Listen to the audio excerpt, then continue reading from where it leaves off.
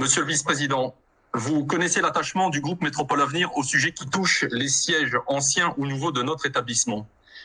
Nous avons donc des observations à faire au sujet de la délibération 21C0222, à savoir que le groupe Métropole Avenir a fait plusieurs demandes de transmission d'une copie de la promesse de vente et de ses avenants, et que ces demandes sont restées pour l'instant sans réponse.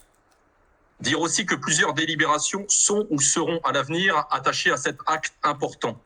J'en veux pour preuve la délibération 21C0210 de M. Bézirard sur le dévoiement des réseaux, pour laquelle nous devions aussi recevoir le projet de convention tel que nous en avions convenu en commission climat et environnement.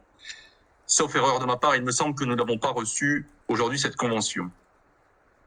Dire qu'à l'occasion de l'installation du Conseil métropolitain en juillet 2020, l'exécutif s'est inscrit dans une démarche de transparence et nous nous en félicitons.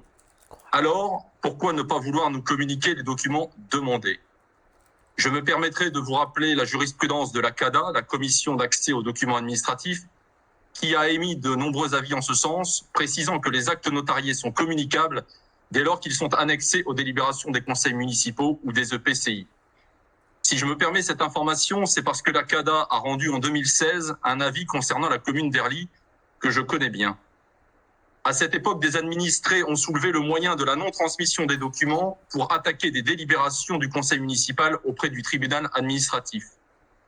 Ces recours, s'ils étaient déposés demain à l'encontre des délibérations que nous prenons ce soir ou dans les prochains mois, pourraient fragiliser nos engagements envers le groupe Vinci et BNP Paribas.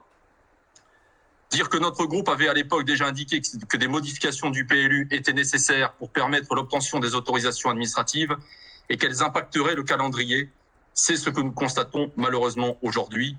Je ne reprendrai pas les propos de M. Edgest en ce sens. Dire enfin qu'il nous semblait que le produit de la vente devait permettre en partie de supporter l'engagement locatif de notre équipement Biotop et que tout retard de calendrier pourrait impacter nos finances et le budget de notre établissement.